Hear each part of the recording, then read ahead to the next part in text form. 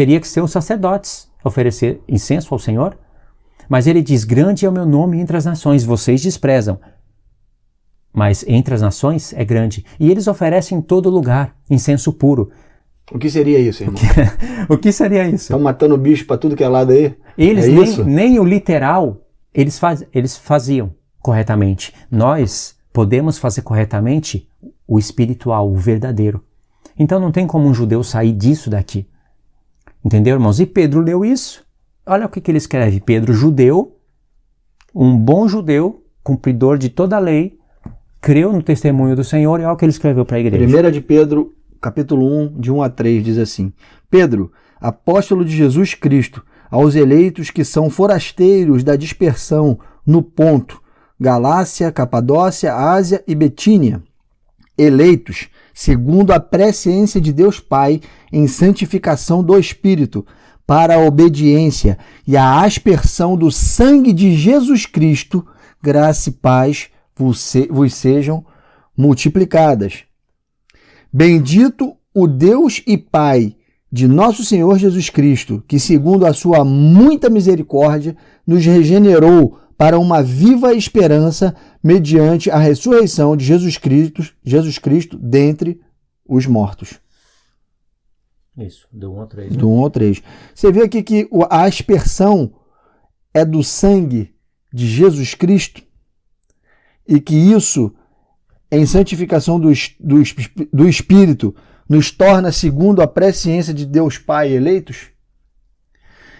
É esse o sangue que conta para Deus. Ele não nos torna pai e eleitos. Não. Ele nos torna eleitos. Segundo a presciência do Pai. É isso que eu estou falando.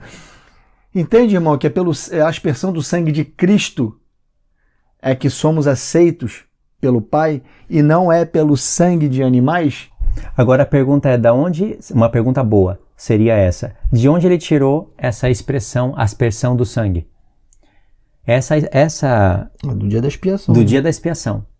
Ou seja, Pedro entendeu que 4 festas se cumpriram, mas trombetas, expiação e tabernáculos ainda não. E ele entendeu essa expiação como um dia futuro, como Paulo mesmo coloca, o dia da redenção. No futuro, vocês foram selados para o dia da redenção, no singular, o dia da transformação dos nossos corpos. E Pedro falou, vocês foram chamados para a aspersão do sangue. Já foi derramado na cruz, mas o efeito de todo o trabalho do seu sacrifício se dará quando nossos corpos forem transformados. Vocês foram chamados para isso. Ele não está dizendo que o Mashiach vai vir e vai restaurar o templo no milênio e vai fazer todos os sacrifícios direitinho. Ele não está dizendo isso. Ele tem motivo de alegria. E olha o que ele vai escrever o que ele vai falar no 2. Você vai ler o 2 agora, né? 1 de Pedro 2, de 1 a 10. Olha só, irmãos. Olha a construção. Olha a construção ao qual a pedra que foi rejeitada está preocupada em fazer. É a construção de Ezequiel. Literalmente como um templo e espiritualmente como as pedras que fazem parte desse templo, que somos nós. Diz assim: despojando-vos, portanto, de toda maldade e dolo, de hipocrisias e invejas, e de toda sorte de maledicências, desejai ardentemente, como crianças recém-nascidas, o genuíno leite espiritual, para que, por ele, vos seja dado crescimento para a salvação. Se é que já tendes a experiência de que o Senhor é bondoso, chegando-vos para ele a pedra que vive, rejeitada, sim, pelos homens, mas para com Deus eleita e preciosa. Também vós mesmos, como pedras que vivem, sois edificados casa espiritual para serdes sacerdócio santo, a fim de oferecerdes sacrifícios espirituais agradáveis a Deus por intermédio de Jesus Cristo.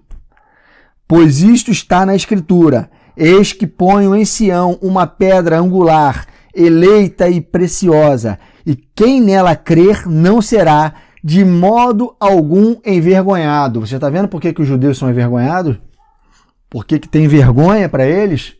Pedro está falando de pedras vivas. O santuário de Ezequiel é de pedras, não tem nada de ouro ali, pelo menos. Não tem ouro. Você ouviu falar em ouro lá? Não tem ouro. Prata, ouro, bronze, é pedra e madeira. Irmão, Ezequiel está sendo traduzido completamente aqui pelas essas palavras de Pedro. Então eu vou continuar lendo aqui, eu vou retomar do verso 6, tá? 1 de Pedro, capítulo 2, de 1 a 10, eu estou no verso 6.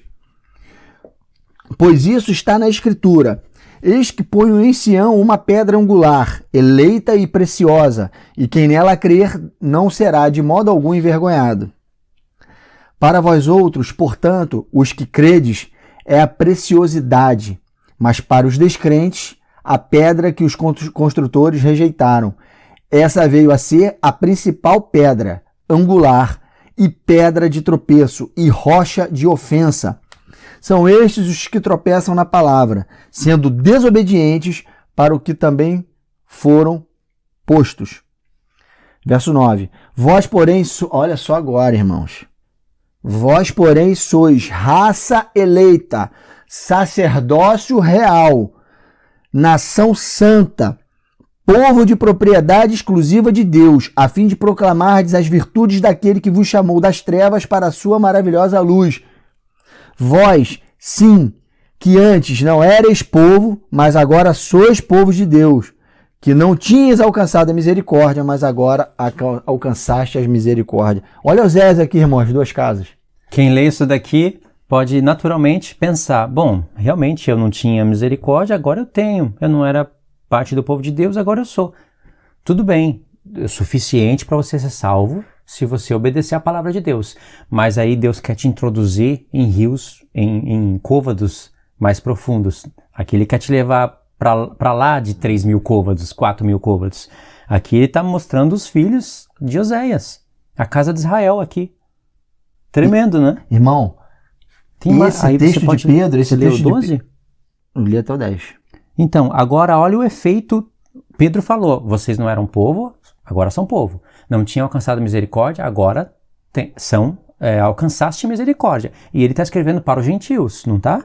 Olha o que ele fala no 11 e no 12, eu acho. Irmãos, é tremendo, isso aqui é tremendo o que Pedro está falando. Tinha que ser Pedro. É que ele leu as cartas de Paulo e aprendeu com Paulo, né? Aí, olha que maravilha o que Pedro fala. Isso aqui é a tradução, irmão, de Ezequiel. Você quer entender Ezequiel, do 40 ao 48? Lê 1 de Pedro 2, de 1 até o verso 12. Olha aqui, verso 11.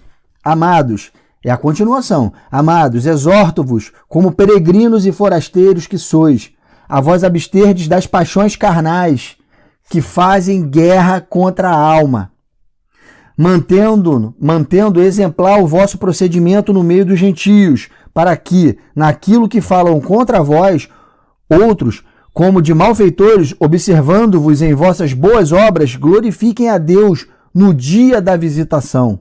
E aí? Aqui, ó. O ponto principal é esse, ó. Gentios. Gentios. Ele já... Ué, gentios? Como assim? Que gentios são esses? São os gentios que estão na aliança, na nova aliança? Não, gentios, irmãos. Os que não conhecem a Deus. Pagãos, idólatras. Pagãos, idólatras. Pedro falou, vocês foram tirados dentre os gentios para fazer parte do povo de Israel. Irmão. É porque aqui, irmãos, quando chega no verso 9... É o 9 que é importantíssimo. Fala aí, fala aí. Você no sacerdócio... Preste atenção aqui, irmãos. Você se lembra que a gente falou que em Ezequiel ele está usando uma linguagem de velha aliança para falar o que está acontecendo no milênio, que aquele templo de Ezequiel é no milênio. Cristo está na terra e os sacerdotes é a igreja. Só que ele está falando aquilo, irmãos, para um povo da velha aliança. Como é que ele vai falar de coisas da nova aliança se eles estão vivendo a velha? Eles não entenderam nada. Eles já não entenderam aquilo que está sendo falado na velha e mal cumpriam aquilo que estava sendo ordenado para eles da velha. Você imagina se Deus usa Ezequiel para falar de coisas da nova? Pedro traduziu tudo, irmão. Olha aqui, lá no templo de Ezequiel, está falando dos levitas. Aqui, porque o sacerdócio era levítico na velha aliança. Aqui Pedro está falando de um sacerdócio real. Os levitas eram sacerdotes reais, irmãos. Eles só eram sacerdotes. Aqui Pedro está falando que nós somos raça eleita, sacerdócio real, segundo a ordem de Melquisedeque, não um sacerdócio levítico. Isso aqui é uma linguagem de nova aliança. É porque lá em Êxodo 19, Deus chamou toda a casa de Israel, aí eram as 12 tribos, e falou assim: se vocês ouvirem a minha voz e cumprirem os meus estatutos, os meus mandamentos, aquilo que ele iria falar ao terceiro dia, os 10 mandamentos, todos vocês serão sacerdotes do Senhor. nação Todos. santa. Mas como eles não cumpriram, houve aquela mudança de planos da parte do Senhor já prevista, premeditada, sabe? Já tudo certinho como Deus havia pré-anunciado antes mesmo daquilo. Mas ele deixou um testemunho. Se vocês ouvissem, todos vocês seriam o reino dos sacerdotes. Não ouviu. O que aconteceu? Deus escolheu só a tribo de Levi e dentro da tribo de Levi a linhagem de Arão para serem sacerdotes. Mas deixou testemunho no próprio tabernáculo. Por exemplo, os pães da proposição. Eram 12 pães. Pães da proposição é uma proposta de Deus. Deus quer 12 comendo pães, mas só tinha uma tribo comendo. E nem era a tribo de Levi inteira, era só a linhagem de Arão. A proposta de Deus eram 12 pães, mas como o povo não ouviu a voz de Deus, não cumpriu os 10 mandamentos, só uma podia comer. Entendeu? Tem a questão da vara de Arão também, que Deus colocou 12, só a de Arão floresceu. Mas quando o Senhor vem, ele anula todos esses testemunhos contra o povo, e aí chama os gentios para fazerem parte, lembra da casa de Israel? Estou resumindo, Pedro também está falando essas coisas aqui. Por isso que ele citou os filhos de Oséias, porque é a profecia que fala da casa de Israel. Que traz os gentios para fazerem parte do povo de Deus em um reino de sacerdote para o Senhor. Esse é o dia de Jezreel, irmão. Que Oséias fala, Oséias 1. Está falando aqui, no dia que Deus semeia, todo mundo será alcançado, aquele que não tinha misericórdia terá misericórdia, aquele que não era povo será povo. E todos congregarão e um só cabeça reinará, que é Cristo. É as duas casas e o cabeça, Cristo e a igreja. Aí, pra gente, cadê o envergonhado? Eu vou ler aqui Ezequiel 43, verso 10, e o Pedro lê... Vou ler Ezequiel, vou ler 1 de Pedro, verso 6. Olha só o paralelo. Tu, pois, ó filho do homem, mostra à casa de Israel este templo, para que ela se envergonhe das suas iniquidades, e meça o modelo. Ao ver o templo, ao ver as medidas, ao verem as pedras, ao verem os sacrifícios, eles iriam olhar tudo aquilo e ficarem confusos. A palavra envergonhado é confuso. Olha o que Pedro falou aí. Pois isso está na Escritura. Eis que ponho em Sião uma pedra angular, eleita e preciosa, e quem nela crer não será de modo algum confundido. Por que ele falou que não será envergonhado? Porque você vai entender que você é casa de Deus, que você faz sacrifícios espirituais agradáveis a Deus por intermédio de Jesus e que ensina as coisas de Deus corretamente, ao ponto de poder ler Ezequiel, poder compreender os tempos, até entender o porquê que Deus está falando na linguagem da antiga aliança, profetizando as coisas da nova, e você não fica confuso. É alegria para nós, confusão para os descrentes, que tropeçam no próprio Senhor, rejeitam Ele, rejeitam o sacrifício dele. Esse texto de Pedro é tremendo. Ele faz um paralelo com Ezequiel de 40 a 48. Você quer entender Ezequiel de 40 a 48? Vou falar novamente. Com a linguagem da nova aliança, lê 1 de Pedro, capítulo 2, os versos de 1 a 12. Você quer saber o que Deus está falando em 1 de Pedro, capítulo 2, de 1 a 12, com a linguagem da velha aliança? Você vai em Ezequiel e lê de 40 a 48. É isso, irmãos. A gente não tem mais o que dizer.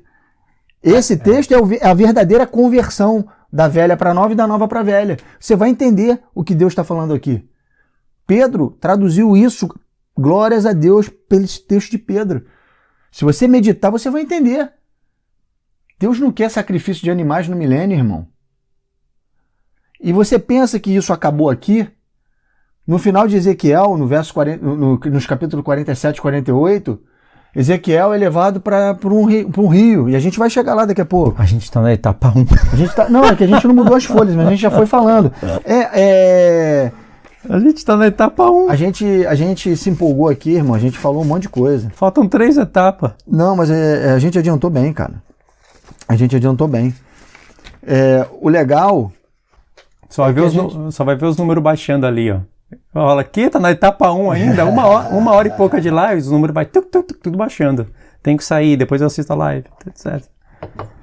Irmão, voltando a falar do santo e do profano, que é uma coisa que a gente vê lá em Ezequiel 42, quando ele faz a medida do muro, que serve para fazer a separação entre o santo e o profano, ele usa um instrumento de medição, que é a cana. E aí o irmão Luiz, ele meditando um dia desse, ele procurando a respeito dessa cana, olha o que ele descobriu. É uma coisa tremenda como Deus faz as coisas. E ele dá testemunho da palavra dele, das coisas que ele faz. Não tem nada solto na Bíblia, irmão. A gente lia algumas coisas a respeito da história de Davi, Golias, e falava que Golias tinha 24 dedos, 6 em cada mão e 6 em cada pé. Que coisa estranha, Golias 24 dedos. E Golias tinha 6 côvados de altura e mais um palmo. Que coisa estranha. Por que Deus está falando isso? Por que Deus dá a medida de Golias? É tremendo isso, irmão. Aí você fala, essas medidas de Ezequiel é fadonho isso, cara. É muito chato. É cansativo você ficar lendo aquele monte de medida. Irmão, se você não souber a medição de Deus, o que ele está falando com essas medidas, você não vai entender o que é dividir o santo do profano. É igual ler Levítico sem pensar no sacrifício do Senhor. É uma chatice, é sangue para tudo qualquer lado, é sangue no ouvido, sangue na ponta do dedo, sangue para lá, sangue para cá. É mesmo, se torcer a página da Bíblia, sai sangue. Aí quando você pensa no filho, aí você vê a riqueza do sacrifício dele. Quanto sangue foi derramado para mostrar o sacrifício do filho naquela cruz, que foi o suficiente para Deus. Quanta coisa está envolvida ali, né? Quanto amor está envolvido ali. Mas vamos lá, em Ezequiel 42, de 15 a 20, fala das medidas. Você se lembra que a gente leu esse texto aqui e fala que o que separa o santo do profano é um muro quadrado? Foi ótimo. Depois que você fala, olha, eu tô com esse texto aqui, esperando a oportunidade para falar, e isso daí é a introdução. O muro, eu tô aqui. Depois nós vamos ler 43. O 43 para vocês verem o que é tremendo, o que Deus fez. Fala aí do muro. Então, em Ezequiel 42, você viu que ele usou 500 canas para medir o quadrado. 500 em cima, no norte, no oriente, no sul, no ocidente. Faz um quadrado e cada lado desse tem 500 canas. 500 canas de largura e 500 canas de profundidade. Dando 500 canas ao quadrado. Aí, você tem que entender que ele usou uma vara de medir. A gente tem que descobrir, e isso está em Ezequiel 40 no verso 5, em Ezequiel 43 no verso 13, ele fala das medidas. Uma cana de medir, uma cana tem 6 côvados e 24 dedos. Uma cana, que são 500 para medir cada lado do muro da cidade, para separar o santo do profano. Cada cana tem 6 côvados e 24 dedos. Cada cana. São 500. Se são 500 canas, então são 3.000 côvados e 12.000 dedos. 500 canas tem 3.000 côvados e 12.000 dedos. Só uma medida, Só uma medida, um lado. São 4. Então, 500 canas ao quadrado dariam 12.000 côvados e 48.000 dedos. Essa medida, 12.000 côvados e 48.000 dedos, é o perímetro do muro. Que não pode esquecer separa dessa parte. Ó. O santo do profano. 500 canas daria, só a medida das canas, daria 3.000 côvados comuns. 3.000 côvados comuns. Só que aí tem os dedos, não é? Isso. São 24 dedos. Então, 24 dedos vezes 500 dá 12.000 dedos. Uma medida. São 3.000 côvados comuns e mais 12.000 dedos. A gente não calculou a medida dos 12.000 dedos para converter em côvados comuns.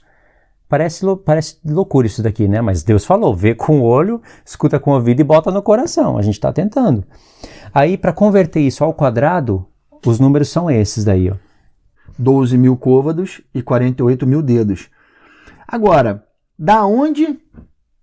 Aí isso divide o santo do profano, mas você se lembra que para chegar nessa medida estrondosa aqui, Deus usou uma cana, e uma cana tem 6 côvados e 24 dedos? Sabe quem tem 6 côvados e 24 dedos? Golias. Ele tem a altura de 6 côvados mais 1 palmo. Essa é a altura dele. Ou seja, ele tem um dedo... Tá certo, né?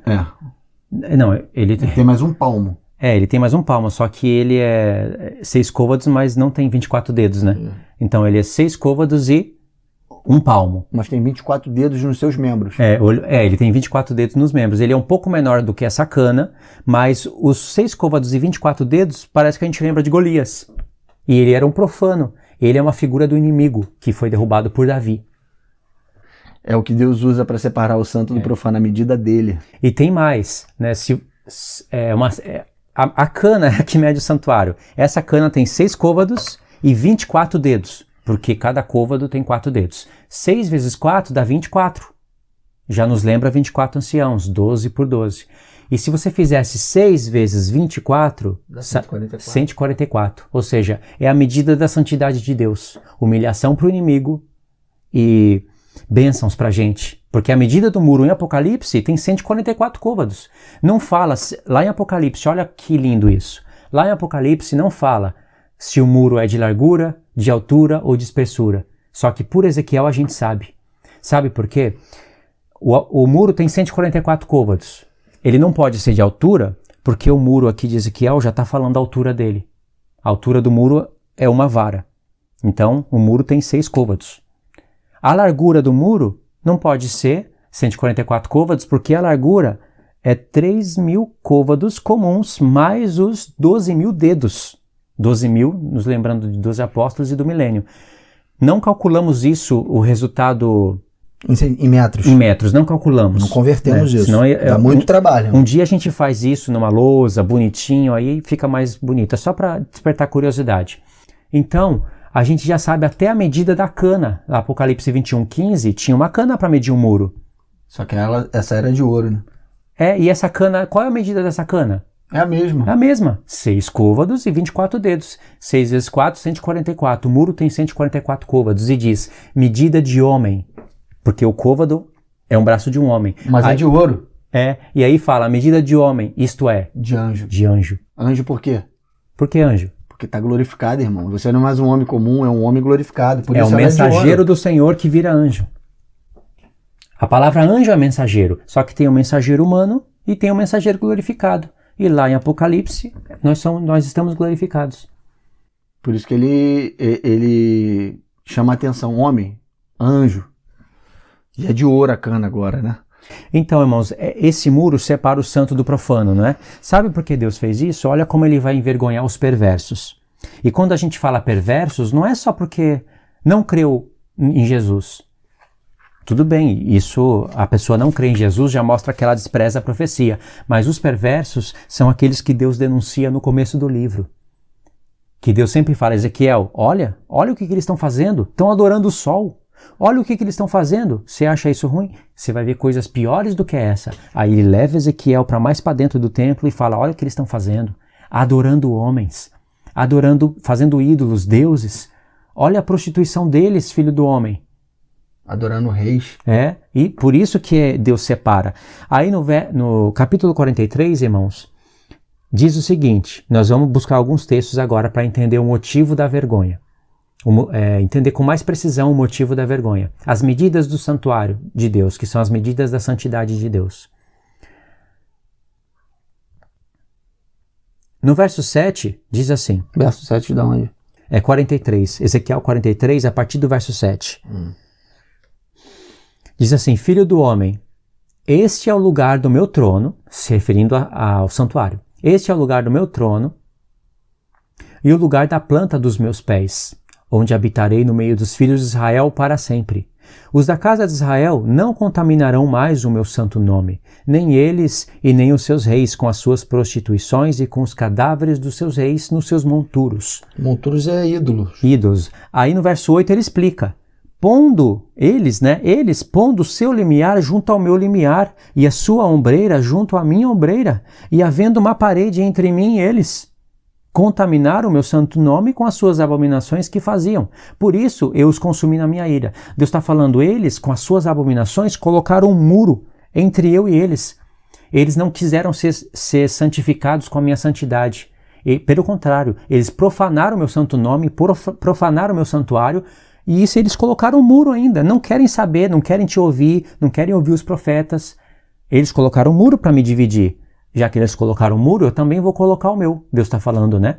Eu vou colocar o meu que separa, já que eles querem ser profanos e não querem a minha santidade, então eu vou separar os meus santos e vou deixar para o lado de fora os profanos. Por isso que no 42, ele fala desse muro. Olha, esse muro é para separar o santo do profano. Entendeu, irmãos? E no 43, olha o que ele disse. Vou ler de novo o verso 7. Filho do homem, este é o lugar do meu trono e o lugar da planta dos meus pés, onde habitarei no meio dos filhos de Israel para todo sempre. Olha, o que Deus está fazendo aqui nesse texto? Eu separei aqui. Você está com ele aí? Qual o texto que você quer? Ó, temos Isaías. Vamos ler o 66 para resumir. Eu separei aqui o 65, mas vamos dar um pulo no 66 direto. 1, 2. Assim diz o Senhor, o céu é o meu... Preste atenção, irmão. O céu é o meu trono e a terra o estrado dos meus pés. Que casa me edificareis vós? E qual é o lugar do meu repouso? Porque a minha mão fez todas estas coisas, e todas vieram a existir, diz o Senhor. Mas o homem para quem olharei é este, o aflito e abatido de espírito, e que treme da minha palavra. Vendo? Quando você faz a pessoa, Deus falou, o homem para quem olharei é esse. Aquele que se humilha, que é abatido de espírito, que se humilha diante de mim e que treme diante da minha palavra. Se você faz as pessoas tremerem e terem temor diante da palavra de Deus, você está fazendo com que Deus olhe para essas pessoas, direcionando o olhar do Senhor para essas pessoas. Por isso que nós temos que fazer as pessoas tremer diante da palavra de Deus, sabe? Ficarem maravilhados, porque Deus está de olho nisso. Ele não está olhando para um santuário literal, com sacrifício de animais literais. Isso eram sombras. Aí do 60, do 11 ao 13. O Isaías 60? 60 do 11 ao 13. E não esquece, o ponto principal é, Deus fala, o céu é o meu trono, a terra, estrado dos meus pés. E ele falou isso no templo de Salomão. Eles edificaram o templo de Salomão. Deus colocou muita glória lá. Mas eles estavam idolatrando o templo, fazendo tudo errado, e Deus fala, que casa que vocês vão me edificar? O meu trono é o céu. Eu fiz tudo. Como que vocês acham que eu vou habitar nisso? De fato, eu tenho a minha presença ali, mas é sombra, é figura. O próprio Salomão, irmãos, quando edificou o templo, ele demorou 7 anos para edificar a casa de Deus. E quando ele terminou de edificar, ele foi fazer uma oração. Aí ele olhou para o templo e falou assim, por acaso Deus habitaria nessa casa? Ele acabou de fazer a casa, que é a habitação da casa de Deus, e falou, por acaso Deus habitaria nessa casa? Os céus dos céus não podem conter o Senhor. Aí ele começa a orar e fala, Senhor, quando os filhos de Israel pecarem e vierem aqui confessarem diante do Senhor os seus pecados, atenta do céu aonde você habita e perdoa os seus pecados. Olha o que Salomão está falando. Inspirado pelo Espírito Santo, Salomão não era bobo. Ele edificou aquilo, ele sabia o que estava fazendo. Salomão não falou, Senhor, quando nós pecarmos e viemos aqui orar, perdoa dali da Arca da Aliança, onde o Senhor disse que apareceu para Moisés. Salomão disse, olha do céu, aonde é o seu trono, e perdoa a gente. Já deixou bem claro para o povo. Isaías 60, de 11 a 13. Verso 11. As tuas portas estarão abertas de contínuo, nem de dia nem de noite se fecharão, para que te sejam trazidas riquezas das nações, e conduzidos com elas os seus reis. Porque a nação e o reino que não te servirem perecerão. Sim, essas nações serão de todo assoladas. A glória do Líbano virá a ti, o cipreste, o olmeiro e o bucho conjuntamente, para adornarem o lugar do meu santuário, e farei glorioso o lugar dos meus pés. Tá vendo aí? Foi até aí. Viu porque Deus faz referência com Isaías? Porque Deus começou o assunto do capítulo 40 já fazendo referência com Isaías. Isaías era um profeta que eles tinham em mãos. Eles poderiam comparar o que Deus estava falando por intermédio de Ezequiel com o que Isaías disse. E Deus está falando por Isaías, primeiro ele fala, de Isaías 60 ao 62, ele está falando da glória futura dele.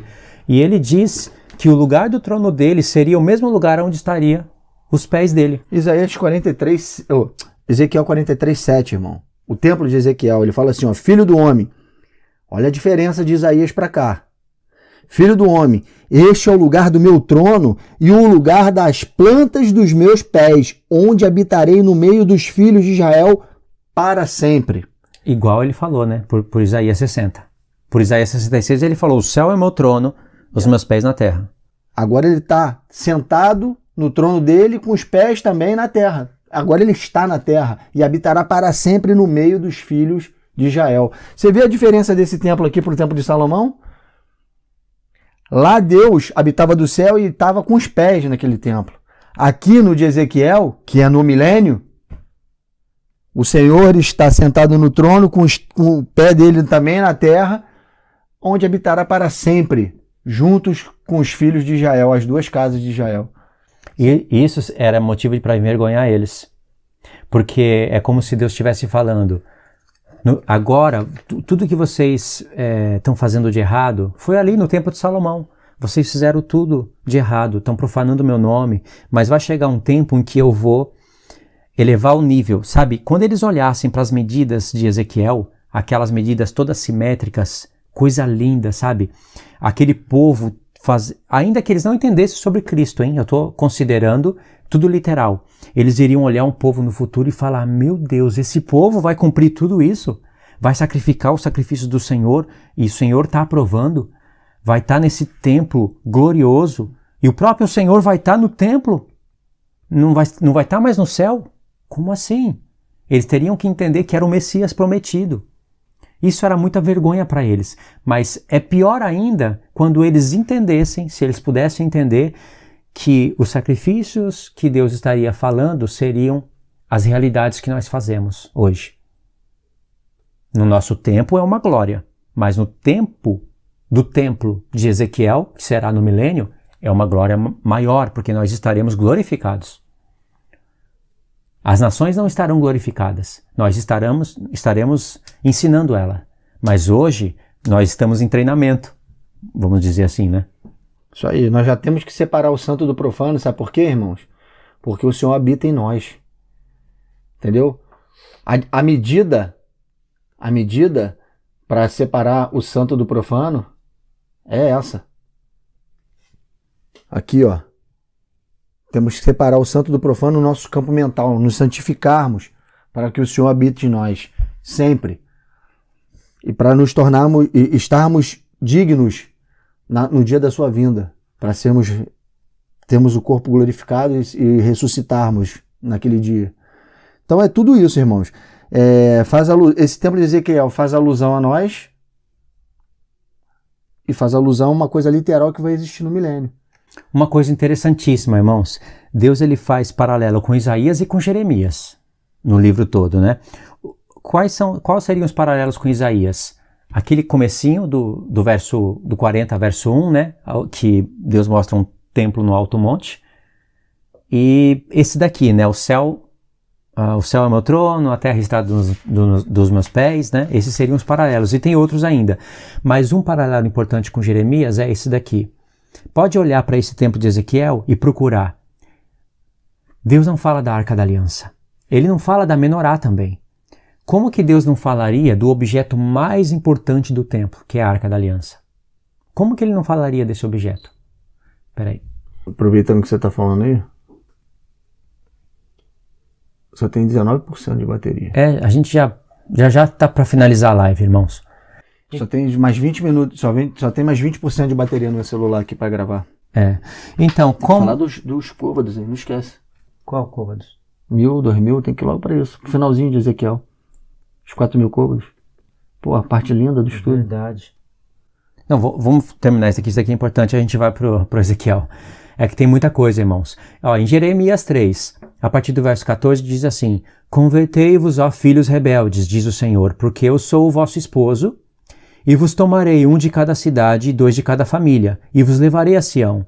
Dar-vos-ei pastores segundo o meu coração, que vos apacentem com conhecimento e com inteligência. Sucederá que quando vos multiplicardes e vos tornardes fecundos na terra, então diz o Senhor, nunca mais se exclamará, a arca da aliança do Senhor, como eles faziam antigamente, né? A arca, a glória da arca. Ela não lhes virá à mente, nem será lembrada, nem dela sentirão falta, e não se fará outra. No tempo de Ezequiel não tem arca.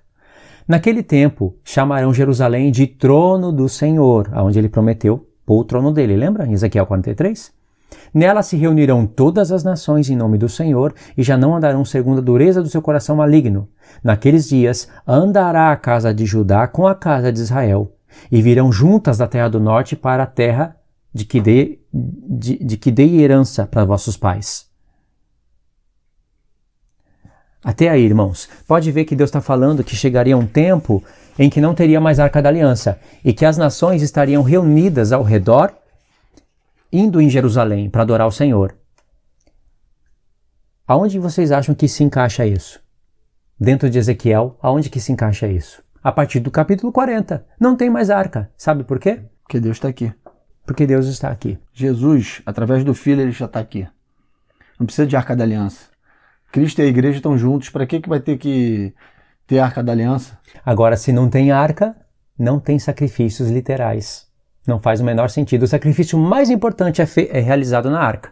Se não tem arca, não tem véu da separação. Não tem aspersão de sangue. É. Tudo isso vai ser feito pelos sacerdotes através de oração. O nosso é um reino sacerdotal. Nós vamos ministrar, sacerdotar as nações. Você lembra que o plano de Deus com as 12 tribos era fazê-los de uma nação sacerdotal para o mundo? Para todas as nações da terra? Aí ele reduziu a isso, por causa do pecado deles, a uma tribo e sacerdotando entre eles mesmo.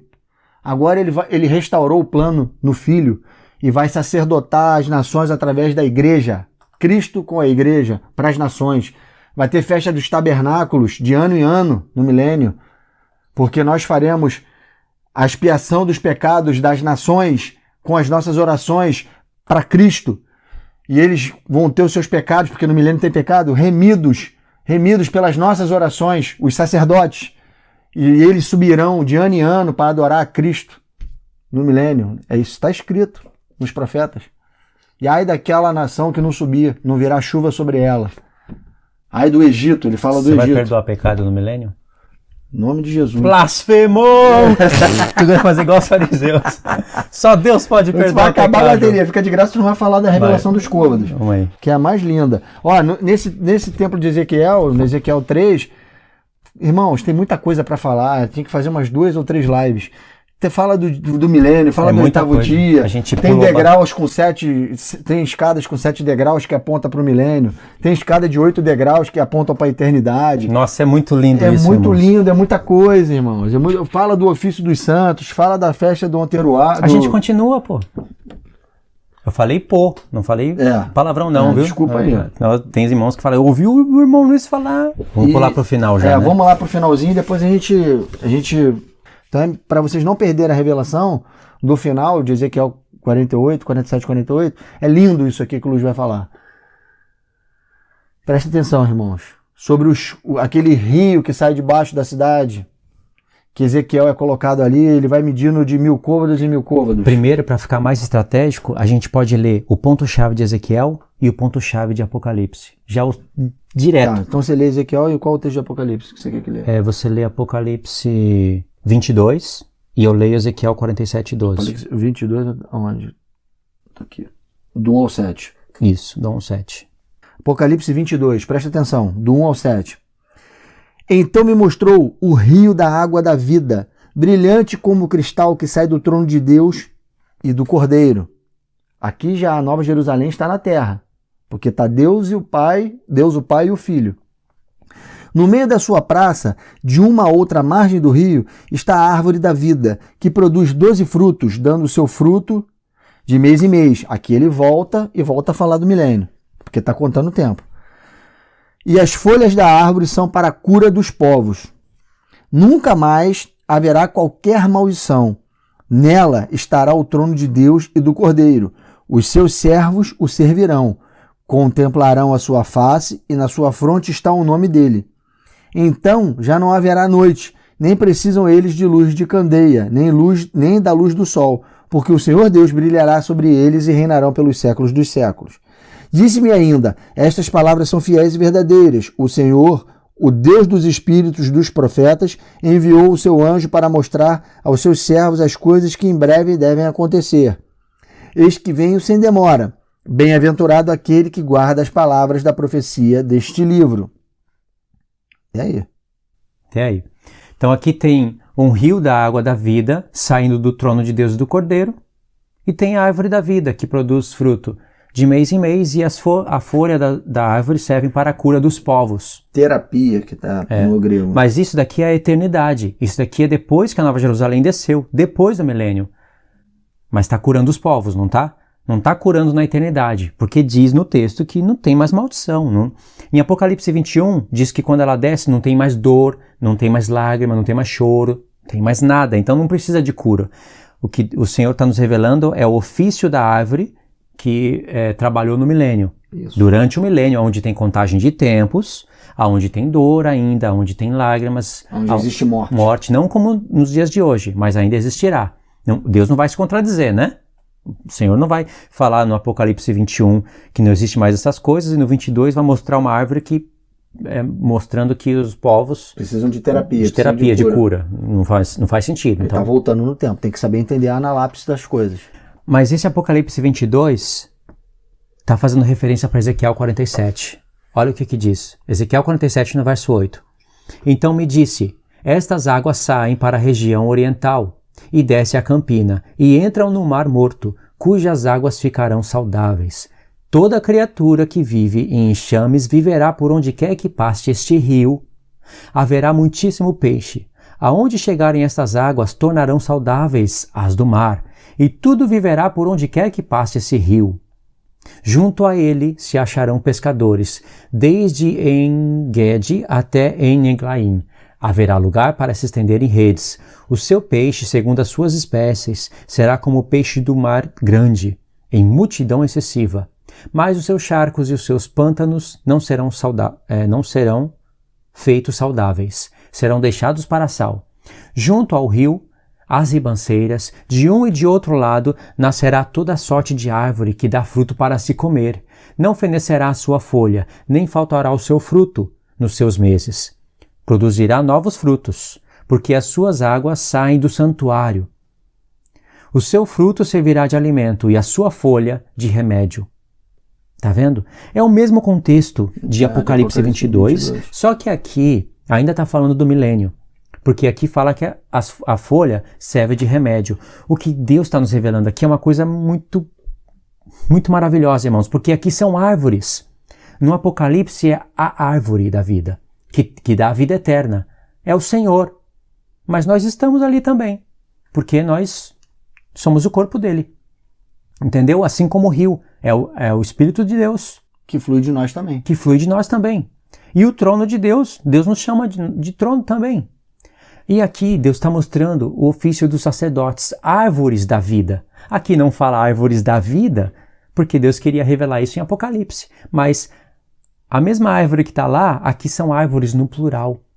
E olha os sacerdotes aí. São sacerdotes. Deus está usando a natureza para falar do ofício sacerdotal. Do seu plano. E contar essa história aí.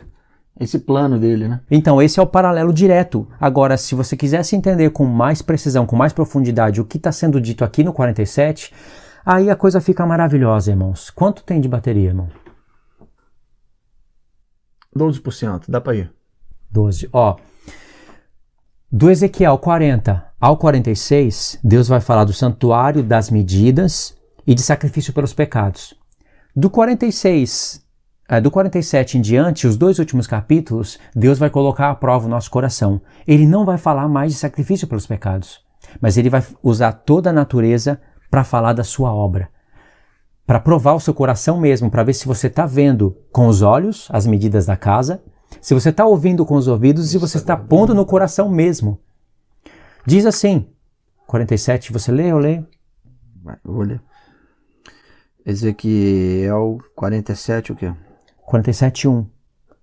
É uma coisa muito linda, irmãos. Depois disto, o homem me fez voltar à entrada do templo, e eis que saíam águas debaixo do limiar do templo, para o oriente, porque a face da casa dava para o oriente, e as águas vinham debaixo, do lado direito da casa, do lado sul do altar. Ele me levou pela porta do norte e me fez dar uma volta por fora, até a porta exterior, que olha para o oriente, e eis que corriam as águas ao lado direito. Saiu aquele homem para o oriente, tendo na mão um cordel de medir. Mediu 1000 côvados e me fez passar pelas águas, águas que me davam pelos tornozelos. Mediu mais 1000 e me fez passar pelas águas, águas que me davam pelos joelhos. Mediu mais 1000 e me fez passar pelas águas, águas que me davam pelos lombos. Mediu ainda outros 1000 e era já um rio que eu não podia atravessar, porque as águas tinham crescido, águas que se deviam passar a nado, rio pelo qual não se podia passar. E me disse, viste isto, filho do homem? Viu? Viu? Viu isso? Coloca no coração. Viste isto, filho do homem? Então me levou e me tornou a trazer à margem do rio. Tendo eu voltado, eis que à margem do rio havia grande abundância de árvores, de um lado e de outro lado. Então me diste, estas águas saem para a região oriental e descem a campina, e entram no mar morto, cujas águas ficarão saudáveis. Toda criatura vivente que vive em enxames viverá por onde quer que passe este rio, e haverá muitíssimo peixe. E aonde chegarem estas águas tornarão saudáveis as do mar, e tudo viverá por onde quer que passe este rio. A gente leu aí, né? Uhum. A restauração de todas as coisas pelos sacerdócios, por nós, no milênio, Deus usando a natureza para ilustrar tudo isso. Agora, o interessante é a história desses côvados, irmão. Se lembra que aquele homem tinha uma vara de medir e um cordel de linho na mão? O cordel está medindo o rio. O cordel é uma linha de medir, de costura, como se fosse de costura, um fio que ele desenrola e mede 1000 côvados, desenrola mais 1000, desenrola mais 1000, desenrola mais 1000, e dali para frente Ezequiel não consegue mais nadar. Aí fala. Aí, irmãos, vamos ver. 10%. 10%, dá para falar. Dá para falar e finalizar. Irmãos, olha como Deus foi categórico aqui. Como o Senhor é profundo. Ele sabia que nós iríamos no futuro ter o Apocalipse e iríamos cruzar o texto das árvores com as folhas, né, sendo remédio para as nações, produzindo frutos de mês em mês. Nós iríamos cruzar isso com Apocalipse 22. E iríamos entender que no Apocalipse do 20 para o 21 tem 1000 anos literais na Terra. E que as nações iriam precisar de cura. Iríamos entender também que o sábado, que ele se referia lá no livro da lei, seria o milênio. O diabo está preso, o nome de Deus está santificado, aí faz sentido Deus ter separado aquele sábado. Santificou ele, separou dos outros 6, porque durante 6.000 anos o nome de Deus não está santificado na terra. Nós santificamos o nome dele, mas as nações, vê aí, o que as nações pensam do nome de Deus? Olha lá para o Oriente Médio. No milênio, todos os povos santificarão o nome do Senhor. Ninguém terá dúvida de quem é Deus, o nome dele estará santificado. Então ele separou o 7º dia, santificou e de fato vai estar santificado. Então esse é o sábado, o verdadeiro sábado. Cada dia por 1000 anos. Deixou esse texto separado ali e de começo contou a história de 4.000 côvados. Ele sabia que a gente iria entender o plano dele em 7.000 anos. E o 8º dia das festas seria chamado de dia eterno, a eternidade. 4.000 côvados. Primeira pergunta, por que medir 1000 côvados? É o que ele queria que a gente se perguntasse. Por que de 1000 em 1000? E por que parar no 4.000 e depois mostrar um rio profundo? Para a gente contar os tempos. Deus pensou consigo mesmo, eu vou revelar para os meus santos a passagem do tempo. Eu vou abrir uma linha do tempo, mas essa linha do tempo vai ser o meu espírito. Ele estendeu o espírito dele na linha do tempo. Aí ficou a eternidade passada e a eternidade futura. Irmãos, os 4.000 côvados representam 4.000 anos. Aonde ele trabalharia, estando no céu, profetizando a vinda dele, profetizando tudo. As alianças, o chamamento dos povos, tudo. E depois ele profetizou também a sua vinda. Ele que é eterno, abriu um espaço no tempo Aí ficou eternidade passada e eternidade futura e profetizou a sua vinda no tempo, para nos resgatar do tempo. Veio no ano 4000, fez muitas das profecias que estavam no Antigo Testamento, que ele mesmo profetizou, o Espírito dele mesmo profetizou, fez cair sobre ele, morreu pelos nossos pecados.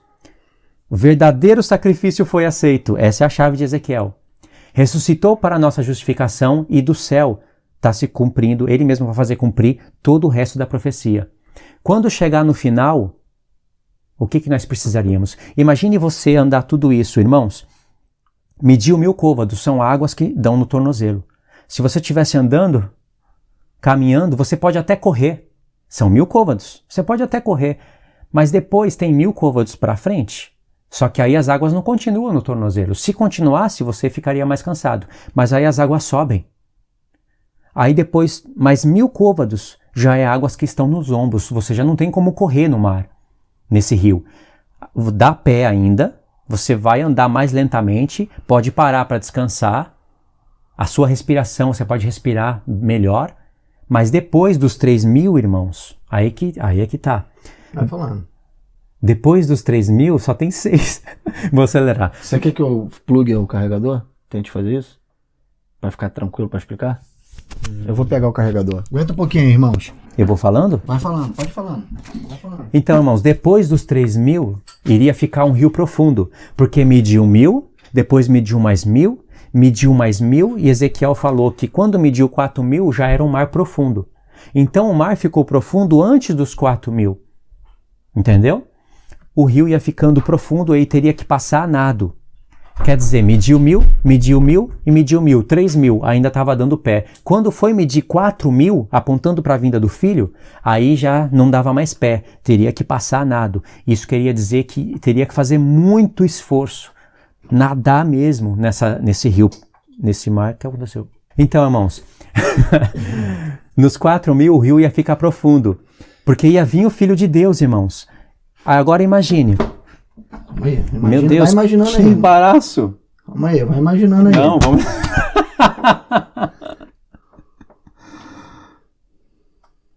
Pronto, pera aí, dá linha aí. Já tô vendo o negócio caindo, despencando tudo. Se eu der um passo errado aqui, tudo cai. Aê, agora o irmão Luiz pode falar. Poxa, mas vai... Vai sim. Vai que dá, pô. Calma aí, irmãos, calma aí. Ainda bem que no vídeo dá pra cortar toda essa presepada aí. Não, deixa assim, inclinadinho, cara. Pronto, assim tá bom. Eu tô segurando o fio aqui, hein? Vai. Pô, mas não vou ficar segurando. Minha mão vai ficar presa, cara. Se prender minha mão, eu não consigo falar. Vai. Então, irmãos, nos 4000 côvados, né? Estaria apontando pra vinda do Filho de Deus. Ajuda, Deus.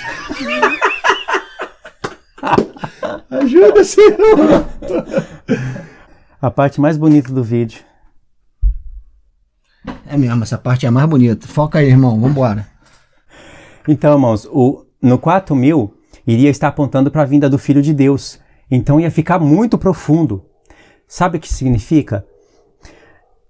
Deus abriu a passagem do tempo para nós. Não tem como a gente viver durante 7000 anos, mas Ele vai fazer a gente vivenciar todas as obras das mãos dele.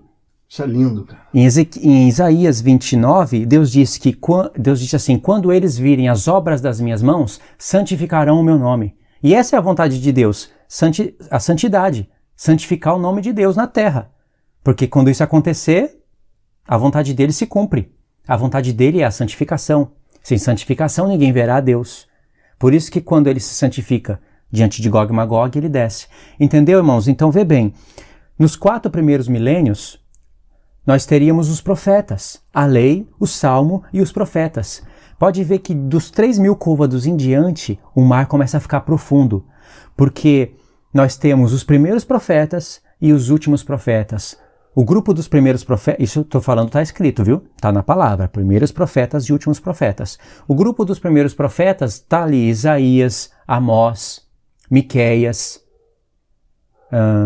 Isaías, Amós, Miqueias, Oséias, grupo dos primeiros profetas. Eles já começaram a descortinar as profecias do Messias, o reino, as 2 casas de Israel. Mas até esse tempo não tinha ainda Ezequiel, não tinha Jeremias, não tinha Daniel, ali com os tempos, né, com as 70 semanas, com as 2.300 tardes e manhãs, ainda não tínhamos isso. Mas aí quando começa a chegar perto, quando vai medir o côvado 4.000, para apontar para a vinda do Filho de Deus, o mar já começa a ficar profundo. É do terceiro para o quarto, né? Significa que nós teríamos agora Daniel, Ezequiel, sabe? Tudo isso já é um mar profundo. Mas ainda iria ficar mais profundo ainda quando viesse o Filho de Deus e começasse a interpretar as profecias, a profetizar, aí viesse os apóstolos, teríamos Novo Testamento escrito e o próprio Apocalipse. Olha, os apóstolos tinham acesso à lei, os profetas, o Salmo, a lei e todos os profetas completo. Mas eles não tinham acesso ainda ao Apocalipse. Nós temos acesso aos escritos dos apóstolos e ainda ao Apocalipse. Nós estamos nadando, irmãos. São 2.000 de nado profundo, até chegar no tempo do descanso. Deus separou, ele estendeu a linha do tempo com o seu Santo Espírito, que são as Escrituras.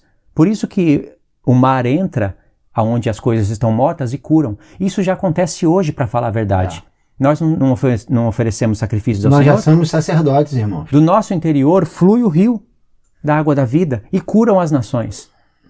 São as Escrituras, aquele rio é o Espírito do Senhor, é as Escrituras, é a obra do Messias. Então 4.000 côvados para nos lembrar de 4 milênios, um rio profundo para a gente nadar com Apocalipse, com tudo, até chegar do outro lado, até chegar no santuário de Deus, no trono, no descanso, porque depois viria o 7º milênio. Isso significa também que tem assuntos na palavra como esse de Ezequiel, aliás, não é muito profundo essas coisas de Ezequiel? Não são coisas, ainda que não falamos metade, acho que falamos metade, mas é metade do que a gente separou. Tem muitas coisas que o Senhor vai nos acrescentar, vocês vão presenciar isso, vão testemunhar isso. E para entender as coisas de Ezequiel, comparar com Apocalipse, ter exatidão nas coisas, nós temos que nadar com muita força nesse rio. Tem coisas que estão lá no tornozelo, tem coisas que estão na cintura, tem coisas que vão pro lombo, mas aí chega uma hora que você tem que nadar, tem que se esforçar na palavra de Deus. É isso que o Senhor está nos mostrando. E ele fez a gente passar por essa linha do tempo, a qual ele abriu, com o seu espírito, com as suas escrituras, nos pontos que mais interessam para nós. A história do mundo é muito grande, mas Deus, pela palavra dele, ele mostrou os pontos específicos da história que nós temos que olhar, da palavra de Deus, cruzar todas as coisas. Imagine só, você correndo 1.000 côvados num rio, aí ele fica mais alto, você corre mais 1.000, ele fica mais alto, você corre mais 1.000, assim, já andando naquele mar, e aí de repente não está dando pé e você tem que nadar, até chegar do outro lado, no trono de Deus, no santuário dele. Qual seria a primeira coisa que você necessitaria fazer do outro lado, após ter andado 4.000 côvados e nadado no rio? Irmão. Descanso. Tem que descansar. E aí, o mais legal disso tudo é que Deus deu a missão para cada um no seu tempo, dando o côvado certo para cada um transpor. Não era a missão de Isaías passar pelas águas profundas. Embora ele tivesse profetizado, muitas coisas ele não sabia do que se tratava, mas ele profetizou. Essas informações eram substanciais para o povo que nadasse nas águas profundas tivesse conhecimento deles. Então cada um no seu tempo está fazendo a prova e desempenhando a sua função no momento certo, no transcorrer dessa régua de medir que Deus colocou do tempo, através desse rio que é o Espírito dele aí. E agora chegou a nossa missão de colher todos esses côvados passados, de tê-los na nossa bagagem, para poder chegar em águas profundas e passar essas informações para irmãos que vão estar lá de baixo para receber essas águas e a poder atravessar e descansar no 7º dia lá, e trazendo com eles em vitória toda a igreja, todos os que passaram por essa prova, cada um no seu tempo, para todo mundo junto descansar dentro desse templo, desse milênio sabático que vai ter na Terra. É muito profundo, né? Então, como é que a gente enxergou isso? O próprio Deus deu a sugestão. 4.000 côvados, falou de um rio profundo e depois falou de árvore, que produz fruto de mês em mês, e a folha da árvore serve de remédio. Cruzamos com o Apocalipse, entendemos os tempos, e aí foi isso que ele nos revelou. Agora, um toque final. Por que ele falou isso no capítulo 47? Ele colocou o nosso coração à prova. do 40 até o 46, ele fala de sacrifício pelos pecados. Ali ele iria colocar o nosso coração à prova. Viu com o olho? Ouviu com o ouvido? Entendeu com o coração? Agora entenda o que eu vou falar através desse rio. Ou seja, todos os sacrifícios pelos pecados vocês vão entender através desse rio. Sabe, se fosse uma coisa literal para o milênio, não tem nada a ver uma coisa com a outra. Animal sendo sacrificado pelos pecados, ao mesmo tempo um rio que tem folhas que cura as nações. Sabe, uma coisa totalmente incompatível. Através do rio, ele está nos mostrando que o que ele está falando antes, se você pegar e entender que tudo aquilo é no Filho, entender as medidas, os padrões de Deus e a simetria do santuário, nós estaríamos naquelas águas profundas, nadando nelas. Entendeu, irmãos? Por isso que é preciso ler o profeta Ezequiel e ver que essa linguagem, irmãos, de separar o santo do profano, já está sendo falada antes em Ezequiel. E na verdade começou lá no livro da lei.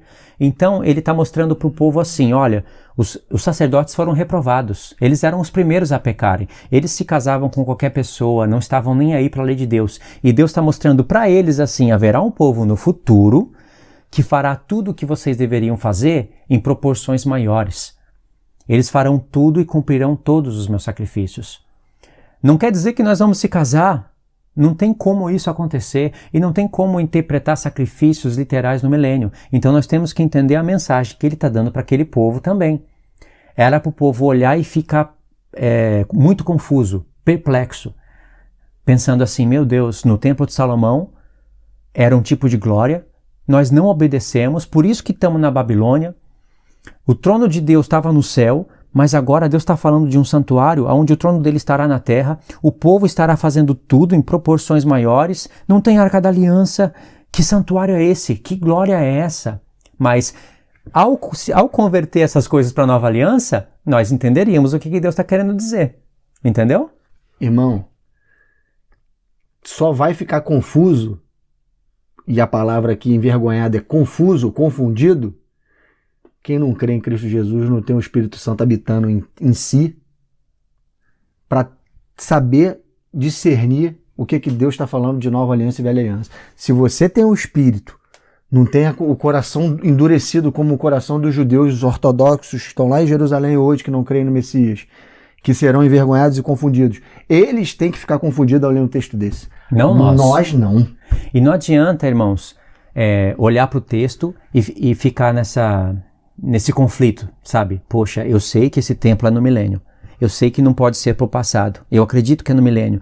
São medidas exatas, mostrando a exatidão na palavra de Deus. São coisas muito sublimes para que seja apenas uma coisa espiritual. Então eu acredito que no milênio o sacrifício pelos pecados vão voltar como um memorial, e aí a Nova Jerusalém vai se acoplar em cima da... Eu não posso inventar tudo isso, irmãos. É uma coisa muito feia. Nós temos o Novo Testamento, nós temos o Espírito de Deus. Eu não posso inventar que a Nova Jerusalém vai se acoplar em cima do templo de Ezequiel, e aí o reino celestial vai estar governando o reino dos judeus, que vão estar se casando e se dando em casamento e sacrificando pelos pecados, e que é uma bagunça, irmãos. Vai voltar atrás, tudo volta atrás. Deus quer mostrar, botar na terra, na sombra, o que é a luz, o que é o real. Ele quer trazer a realidade espiritual do céu para a terra. E vai ter sacrifício. É escada, irmãos, para você subir. A escada do Senhor não é três escadas e depois desce duas. Ou 5 e depois desce duas. É 7 degraus e depois 8 degraus. 7 para apontar para o milênio, 8 para a eternidade. É de glória em glória. Uma glória no tabernáculo, outra glória no templo, no tabernáculo caído de Davi, outra glória no templo de Salomão.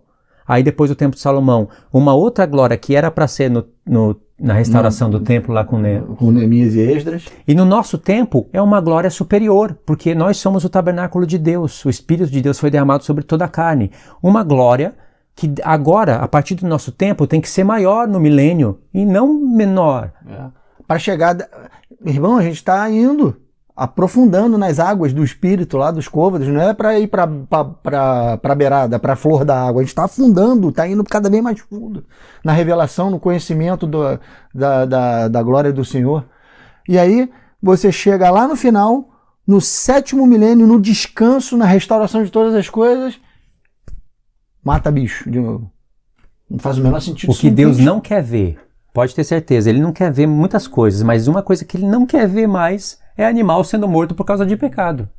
E muito menos falar que é para memorial. Essa palavra foi inventada. Não tem no Ezequiel falando que é para memorial. Não tem memorial nenhum. O único memorial que tem, sabe onde é, irmão? No Muro da Cidade Santa. Lá. Ali tem um memorial contando a história de Cristo e da sua igreja. A edificação ao qual ele deixou para os apóstolos construírem, ao qual ele é a pedra angular, e deixou para nós construirmos, para construirmos os irmãos que a gente evangeliza, e para cada hora ele ir colocando uma pedrinha nesse muro, para quando chegar na Nova Jerusalém ele poder contar essa história e estar todas as pedras lá, todas as portas que são as 12 tribos e todo o fundamento que são os apóstolos. Ali é um memorial. A cidade, o muro da cidade, com 144 côvados, é o memorial que conta a história de Cristo e a igreja e todo o plano do Pai. Isso é um memorial. Não é matança de bicho no milênio. Imagine, no milênio, a palavra de Deus vai ser ensinada com muito mais glória do que agora. Entre as nações vão ser estudadas. Elas vão estar lendo os salmos, falando: sacrifício e oferta pelos pecados não te agradaste, mas preparou o filho. Já está aqui com a gente. Estamos servindo o povo santo. E estamos matando animal ainda? A gente queria uma explicação para isso. Elas mesmas iriam se perguntar isso no milênio. Elas não iriam aceitar isso. Entendeu? Queria agradecer aí aos irmãos que estão colaborando com o irmão Luiz também lá no grupo, pela fidelidade de vocês, isso é importante. Vocês, irmãos, pela misericórdia, pela benignidade de vocês estão financiando o que está acontecendo aqui hoje, nessa noite. Fiquem na paz do Senhor, espero que tenha edificado a vida de vocês. Fiquem com Deus e curte bastante aí, reveja a live, reveja lendo. E se inscreve aí no canal para dar uma força, tá? Fiquem na paz do Senhor. Deus abençoe a cada um. Bom final de semana para todos. Fiquem todos na paz, irmãos. Um abraço. Tchau, tchau.